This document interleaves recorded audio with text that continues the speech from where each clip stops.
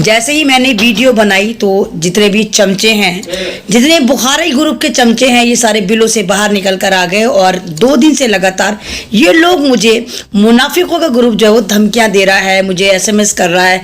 और अस्सलाम वालेकुम, मैं दिल्ली से एक बार फिर ऐमन रिजवी। जैसे आप लोग मुझे सुनते चले आ रहे हैं, मैं हमेशा कोई भी ऐसा मुद्दा होता है जो कौम का हो या भारत का हो या एक नाइंसाफ़ी का हो, वहाँ पर मैं हमेशा अपनी आवाज़ को बुलंद करने की कोशिश करती हूँ।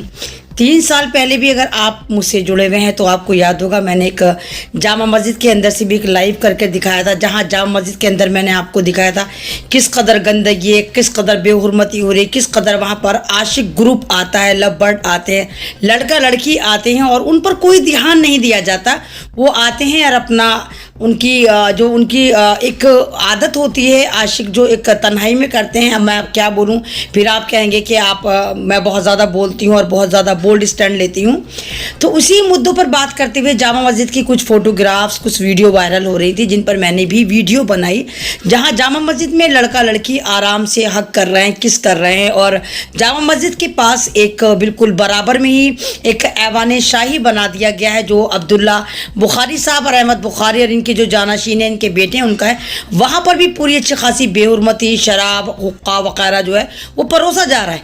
ऑफिशियली वहाँ पर हुक्का परोसा जा रहा है, ऑफिशियली वहाँ पर सिगरेट पी सकते हैं, लेकिन वो इतने ऊपर बनाया गया कि वहाँ पर आप कुछ भी काम करें, अय्याशी करें, कोई फ़र्क नहीं पड़ता। जैसे ही मैंने वीडियो बनाई तो जितने भी चमचे हैं, जितने बुखारी ग्रुप के चमचे हैं, ये सारे बिलों से बाहर निकल कर आ गए। और 2 दिन से लगातार ये लोग मुझे, मुनाफिकों का ग्रुप जो है वो धमकियाँ दे रहा है, मुझे एसएमएस कर रहा है। और कमाल की बात है, तमाम बुज़दिलों का ग्रुप मुझे व्हाट्सअप पर कॉल्स कर रहा है। ये सो जाहिर इनको पता तो है नहीं, व्हाट्सअप एजेंडा वाले ही हैं कि जाहिलो व्हाट्सअप की कॉल भी अगर चाहो तो रिकॉर्ड हो सकती है। एसएमएस कर रहे हैं, मुझे कहना है कि मैं मुसलमान नहीं हूँ। तो ये वो लोग हैं जो हमारे ही अंदर हैं, मतलब अगर हमारे अंदर कमी है। जामा मस्जिद किसी के बाप की पपौती नहीं। जामा मस्जिद मुग़ल एम्पायर की सबसे बड़ी भारत की मस्जिद है, जिसका हाल खस्ता कर रखा है, ना सफाई का इंतज़ाम है। आप मेरे साथ किसी गुरुद्वारे चलिए, किसी मंदिर चलिए, वहाँ पर देखिए कितना एहतराम है, मंदिर का भी कितना एहतराम है, गुरुद्वारे का भी कितना एहतराम है, गिरजाघर का भी।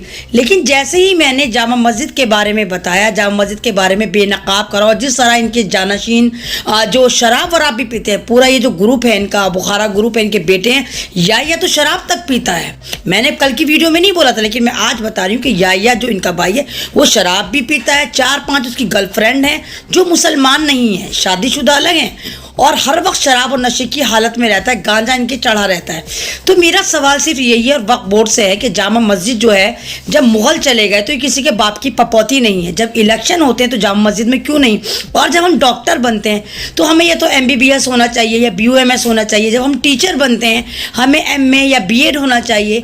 हम कुछ भी फील्ड में जाते हैं तो वहाँ पर हमारी एजुकेशनल जो है वो स्टेटस को चेक करा जाता है। लेकिन यहाँ पर हमारी बदनसीबी है, भारत की बदनसीबी है कि ये बुखारा ग्रुप, जिसका मदरसों से कोई लेना देना, ना ये आलिम है, ना ये फाजिल है, ना ये मुहद्दिस है, ना ये मदरसों से फारिग हैं, ये दुनियावी तालीम करने के बाद ये जामा मस्जिद के ठेकेदार बन गए और उगाई का अड्डा बना दिया है। जामा मस्जिद में अय्याशी और इन पे कोई फ़र्क नहीं पड़ता। यकीन नहीं आता, जो लोग मुझे कह रहे हैं कि मैं गलत कह रही हूँ, वो आप आएँ जामा मस्जिद जाएँ और जाकर वहाँ पर चेक करें कि किस कदर गंदगी, किस कदर वहाँ पर औरतें बैठी रहती हैं, छोटे छोटे बच्चे वहीं हगना मूतना, वहीं लेटी हैं, वहीं उठ रही हैं, वहीं बैठ रही हैं। नमाज़ें पढ़ने की तौफीक किसी को नहीं होती। हाँ, वहाँ पर एक पिकनिक स्पॉट की तरह वहाँ पर ट्रीट करा जाता। और जितने भी बुखारा ग्रुप हैं, ये तमाम के तमाम, ये 4 भाई और जामा मस्जिद के चारों इन्होंने कोने घेर रखे हैं। और किसी कोने पर कोई कोल्ड ड्रिंक बेच रहा है, और किसी कोने से अंग्रेज़ों को एंट्री करा रहे हैं, फॉरनर्स को एंट्री करा रहे हैं, जहाँ पर